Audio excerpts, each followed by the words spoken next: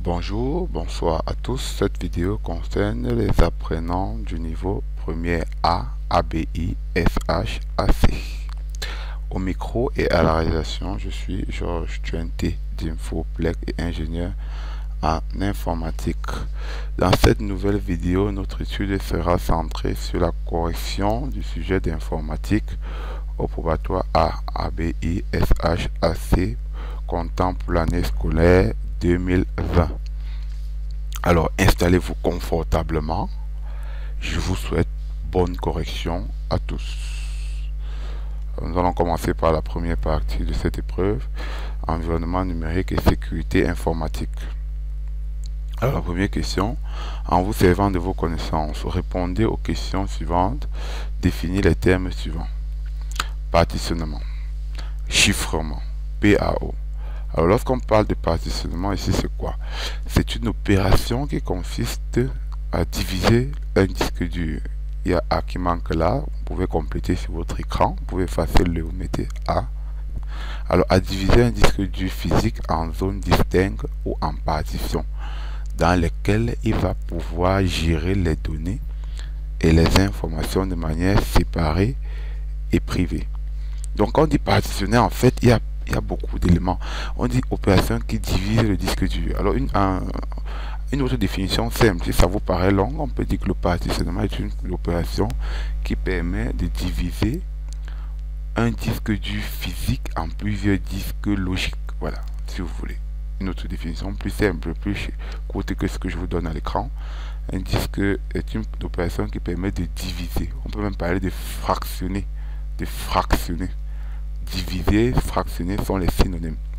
Diviser un disque dur physique. Voilà, c'est le disque qui est physique qu'on divise en disque logique ou bien en disque virtuel. Parce que disque logique veut dire encore disque virtuel. Donc, diviser un disque physique en plusieurs disques virtuels. Alors, chiffrement, c'est un procédé de cryptographie grâce auquel on souhaite rendre la compréhension d'un document impossible à toute personne qui n'a pas de clé de déchiffrement. C'est ça le chiffrement.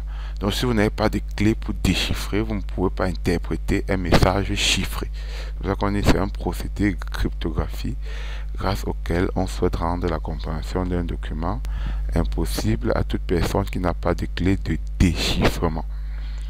Alors la PAO. Alors en fait, PAO, c'est l'ensemble des moyens informatiques utilisés pour la fabrication des documents destinés à l'impression et à la publication. Alors il faut faire attention parce que lorsqu'on vous demande de définir un mot, comme là on définit les termes, en fait logiquement, c'est vrai que j'ai mis entre parenthèses la signification de PAO pour qu'on sache de quoi il s'agit, c'est-à-dire publication assisté par ordinateur, mais en fait à l'examen on attend de vous que vous définissez le terme, le mot, pas la signification. Parce que lorsqu'on met définir le terme, il y a une différence entre définir le terme et définir le sigle. Quand on met définir un sigle, ça veut dire en fait qu'on vous dit en d'autres termes de donner la signification de ce sigle. Bon, ici il était question de définir le terme, c'est ça que dit c'est l'ensemble des moyens informatiques. Quand il dit les moyens, entre parenthèses, on peut parler de l'ordinateur, les logiciels, les scanners, donc ensemble des moyens informatiques utilisés pour la fabrication des documents destinés à l'impression et à la publication. Voilà la définition de PA. Vous pouvez noter ça dans votre cahier. Définition Android. Donc, citer deux avantages de la sécurité informatique. Alors, la sécurité peut permettre, en fait, comme avantage, ça assure la protection totale du système d'information. C'est un avantage. Ça permet de protéger la confidentialité pour toutes les communications d'entreprise. Donc, ça peut rendre, en fait, les communications confidentielles. C'est ça, la sécurité. Ça participe à la culture de l'entreprise. Un autre avantage, avoir un contrôle sécurisé sur la ressource informatique.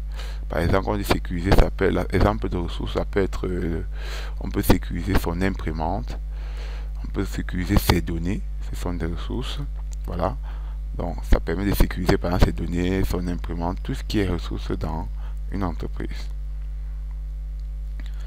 3. Nommer un exemple de tablette permettant de réaliser les factures. Alors, quand on dit facture, déjà, on s'attend à quoi? On sait que la facture permet d'effectuer automatiquement, généralement, un calcul. Et quel genre de calcul? Calculer le montant, par exemple, net à payer, par exemple. Et généralement, tout ça est organisé dans un tableau. Alors, quel est l'exemple? Dans le tableau qu'on peut avoir, par exemple, on peut avoir Excel, on peut avoir OpenCalc, on peut avoir Lotus. 4. Citer des logiciels permettant de réaliser les documents de PAO. Alors, dans le PAO, on peut utiliser quel logiciel? On peut utiliser MS Publisher, on peut utiliser Adobe System, Adobe PageMaker 7, etc. Grand 2, algorithme de programmation. Dans les préparatifs de son mariage, M. Mboué, Monsieur Mboué voudrait s'assurer que tous les invités à la soirée seront présents d'une part et qu'ils seront assis selon les catégories d'âge. Pour cela, il se rapproche d'un expert en développement des logiciels qui lui propose de créer un site web disposant d'un formulaire de confirmation au moins duquel chaque invité devra saisir son nom, indiquer sa disponibilité et son invité en 2 groupes. Vous voyez, en fait, il veut créer un site pour gérer ses invités. Je crois que quand vous, à partir de cet exercice, ceux qui ne sont pas encore mariés aujourd'hui peuvent aussi créer un site web pour rendre la chose grandiose. À partir de ça, on va voir un peu comment vous pouvez gérer votre mariage à partir aussi d'un site web. Bien, alors c'était une parenthèse. On vous donne ci-dessous le formulaire, l'algorithme de confirmation. Alors vous avez le formulaire à gauche et l'algorithme à droite. Alors la première question c'est quoi? Définir les termes suivants. Algorithme variable. C'est quoi un algorithme? Un algorithme, en fait, c'est une suite finie et ordonnée d'instructions permettant de résoudre un problème donné. Alors, je tiens la main haute sur les mots-clés comme fini, je tiens les mots comme ordonné. Ce sont des mots qui vont ensemble et qui, lorsqu'ils ne sont pas là, lorsque un mot n'est pas là, c'est comme si il y a le sel qui manque dans la sauce, d'où la définition perd son sens. Donc, fini et ordonné, chacun joue son rôle. Donc, c'est une suite finie et ordonnée. Donc, les deux mots doivent toujours être là. D'instruction permettant de résoudre un problème donné. Maintenant, une variable, c'est quoi? C'est un objet pouvant changer de valeur au cours de l'exécution d'un algorithme. Il y a certains apprenants qui s'embrouillent. Généralement, ils disent que la variable est une valeur. C'est faux. La variable n'est pas une valeur. C'est un objet. Donc, dans cet objet, on peut plutôt mettre les valeurs, mais elles peuvent même varier. C'est pas comme ça qu'on l'appelle variable. Donc, il ne faut pas confondre avec constante, qui est un objet dont les valeurs ne peuvent pas varier. En fait, les valeurs ne peuvent pas changer lors de l'exécution d'un algorithme. En 2, observez attentivement le formulaire de la page précédente, identifié petit a, le numéro qui correspond à un bouton. Alors, je crois que vous avez déjà eu à voir les boutons sur Internet, non? Quand vous finissez par exemple de remplir un formulaire, quand vous êtes sur Facebook, il y a toujours là où on clique, parce que comme pas de bouton, on pense à un endroit où on clique. Alors, regardez bien, voilà le bouton. Bon, dommage que l'image soit un peu floue, mais il y a un endroit écrit envoyer. Quand on voit déjà envoyer, ça veut dire qu'on doit cliquer pour que les données partent. Donc logiquement là, le 4, c'est le 4, c'est un bouton. 2B, maintenant on demande d'identifier le numéro correspond à une zone de saisie. Alors la zone de saisie, ce qu'on fait tout le temps, quand par exemple vous connectez à Facebook et on dit par exemple login, mot de passe, quand vous saisissez là, c'est une zone de saisie. Ici par exemple, là, regardez là, je vais encadrer au niveau de votre nom, on a mis une case. Ça c'est une zone de saisie en 1. 2C. Le formulaire, le numéro correspond à une liste déroulante. Liste déroulante, c'est souvent quand vous avez sur un formulaire, on dit par exemple votre pays, vous êtes dans quel pays. Après, on vous propose de cliquer quelque part et vous voyez les différents autres pays. C'est ça une liste déroulante. Ici, par exemple, on a mis votre âge ici, regardez. Voilà, on a mis une flèche à côté qu'on appelle l'onglet. Et l'onglet, c'est à dérouler la liste. Quand vous cliquez, vous avez la possibilité de choisir l'âge parmi. Et ceci correspond au numéro 2. Et enfin, pour le D, le numéro qui correspond à une liste d'options. Alors, quand on dit liste d'options, c'est quoi? La liste d'options, ça permet de faire un seul choix à la fois. Alors, ça veut dire par exemple que quoi? On peut pas être masculin et féminin. On peut pas être homme et femme. Même s'il y a les gens qui sont hommes et femmes, mais je dis sur le plan naturel. C'est-à-dire que si vous avez dans un site, normalement, on doit vous proposer par exemple de cocher l'un ou l'autre. Si vous cochez l'un et que vous tentez de cocher l'autre, l'autre se désactive. C'est ça l'option dont tu choisis. Donc ne pas confondre avec ce qu'on appelle les boutons les cases à cocher, les checkbox. Les checkbox, ce sont les qu'on appelle cases à cocher ou bien en anglais checkbox. Là-bas, c'est la possibilité de choisir plusieurs cases à la fois. Par exemple, lorsqu'on fait le sport, on peut faire le foot, le hand, le basket en même temps. Donc, c'est ce qu'on appelle. Mais ici, maintenant, on va voir, par exemple, on dit, serez-vous disponible? On propose oui ou non. Là, on voit donc que cette zone-là, sont des listes d'options. Tu ne peux pas être disponible et être indisponible en même temps. Donc, vous voyez que c'est ça qu'on appelle, ça correspond au 3 ici. Alors, il y a également maintenant en 3 maintenant A, on demande d'identifier le nom de l'algorithme. Alors, on est sur l'algorithme à côté. Alors, on sait que pour écrire un algorithme, on met toujours algorithme. Après algorithme, on met le nom de l'algorithme. Donc, l'algorithme, c'est juste à côté, c'est ça ici. Là, c'est, pardon, le nom. Voilà, pardon, une petite erreur là, ça c'est une erreur de saisie. Le nom de l'algorithme ici c'est décision, voilà. Vous allez m'excuser de ce que vous voyez à l'écran, ça ne peut pas être ce qu'on voit, voilà. Alors le nom c'est décision, vous voyez bien sur l'algorithme à côté on a mis décision, ça ne peut pas être jeune et vieux. Alors au niveau des variables, ici on a les variables initialisées. On a jeune reçoit 0, regardez. Parce que quand on dit initialiser, ça veut dire quoi? La variable est à gauche, la flèche de l'affectation est au milieu, la valeur est à droite. Voilà. Donc ici on a jeune reçoit 0, ça veut dire qu'on l'a initialisé. Ici on a vieux reçoit 0. Donc on peut dire que comme variable initialisée, il y a jeune, il y a vieux. Alors vous voyez par exemple qu'on a déclaré la variable âge, mais on n'a pas initialisé âge. Vous voyez bien que dans les variables âge, mais on n'a pas montré où on voit l'âge qui reçoit une valeur. Donc ça veut dire que c'est une variable, mais ce n'est pas une variable initialisée. Voilà. 3. On demande la condition d'arrêt de la boucle pour. Alors regardez, on a dit pour i allant de 1 à 10. Ça veut dire que la boucle pour fonctionne quand i a 1, quand i a 2, quand i a 3, jusqu'à i a 10. Quand i dépasse déjà 10, ça veut dire qu'elle s'arrête. Donc ça veut donc dire que pour les conditions d'arrêt, regardez, pour cela, j'ai souligné, on voit donc que quand i est déjà supérieur à 10, la boucle s'arrête. Donc i ne fonctionne que pour les cas de 1 à 10. Voilà. 3. Le compteur. Le compteur ici, c'est comme une instruction d'incrémentation. Quand on demande d'identifier un compteur, c'est une variable qui doit s'incrémenter. Incrémenter veut dire qu'elle commence à compter. I reçoit I plus 1. Non, et seulement, ou bien jeune reçoit jeune plus 1. Vieux reçoit. Alors, on va voir qu'il y a par exemple ici, regardez, là, I.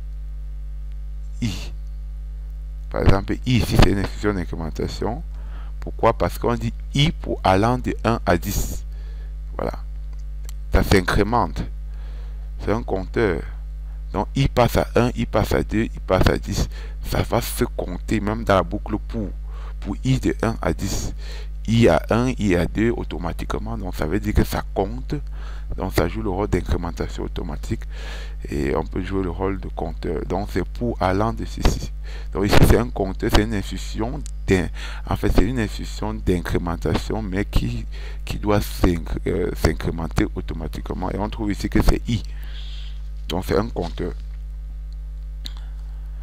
Écrire la balise permettait de déclarer un formulaire. Pour déclarer un formulaire, on utilise la balise form. Alors avant de continuer et terminer notre cours, notre correction, je tiens à vous recommander cette collection Le Leader en informatique, une collection dont je suis le promoteur. Une collection riche en cours et bien élaborée, structurée respectant la progression et le programme national, qui est disponible en version enseignant et version élève, avec des sujets corrigés accompagnés d'un CD avec des cours en vidéo, avec des corrigés en vidéo disponibles dans les classes de 6e en terminale. Voilà, premier TI, terminale TI également, les premières années en terminale industrielle. Alors vous avez mon contact WhatsApp juste en bas, 619 63 76 22.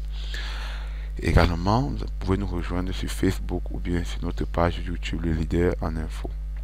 Alors vous pouvez également vous former dans l'institut de formation professionnelle où je suis l'un des promoteurs là en image, qui vous permet de vous former dans les matières, les branches infographie, secrétaire bureautique, secrétaire médical, maintenance, développement d'applications web, formation à la carte, délégué médical, auxiliaire en pharmacie, secrétaire comptable. Durée de formation 1 an, 9 mois de cours théoriques, 3 mois de stage. À la fin de l'année, vous composez l'examen national pour l'obtention du DQP, qui veut dire diplôme de qualification professionnelle offert par le ministre de la formation professionnelle. Moi, je suis l'un des grands artistes de de la formation de qualité dans ce centre et pour plus tard pouvoir avoir un métier durable. Bien, nous allons continuer. En grand 3, votre papa dispose d'un prospectus qu'il voudrait retoucher et l'adapter à sa convenance pour faire la publicité de son entreprise. Il fait appel à vous en vous disant que son ami lui a conseillé le logiciel Photoshop. À la lumière de vos connaissances, à qui répondre aux questions suivantes pour résoudre le problème de votre papa. Indiquez l'opération à exécuter afin de disposer d'une image numérique du prospectus. Alors le prospectus déjà c'est un tract, ce que vous avez souvent, c'est quelque chose, c'est un document qui permet de faire la publicité en fait généralement. Alors on suppose que vous avez votre prospectus là à main et on vous demande quelle opération va vous permettre d'avoir maintenant plutôt la version numérique. Alors on dit tenez l'opération exécutée afin de disposer l'image numérique du prospectus. L'image numérique c'est l'image qui sera dans l'ordinateur. Donc ça veut dire que l'opération en fait c'est la numérisation. On va parler plutôt de la numérisation. En deux, vous avez numéré le prospectus et stocké sur le disque dur de votre ordinateur, sachant que l'image a une définition de 640 x 480 pixels et que sa largeur est de 12 cm. Calculez le nombre total de pixels. Alors le nombre total de pixels c'est quoi? C'est égal au nombre de pixels sur la longueur fois le nombre de pixels sur la hauteur. Donc regardez, on va dire voici le nombre de pixels sur la longueur 640, le nombre de pixels sur la hauteur 480. Le nombre total c'est égal à 640 x 480 qui est égal à 307 200 pixels. Bien 3. Énumérer deux opérations possibles sur les images. Sur les images, on peut par exemple changer la luminosité, le contraste, la netteté, la couleur, etc. C'était deux types d'images. On peut avoir l'image matricielle, l'image vectorielle. Alors nous avons, je crois, fini la correction de notre épreuve. Je vous demande pardon pour les imperfections de cette vidéo.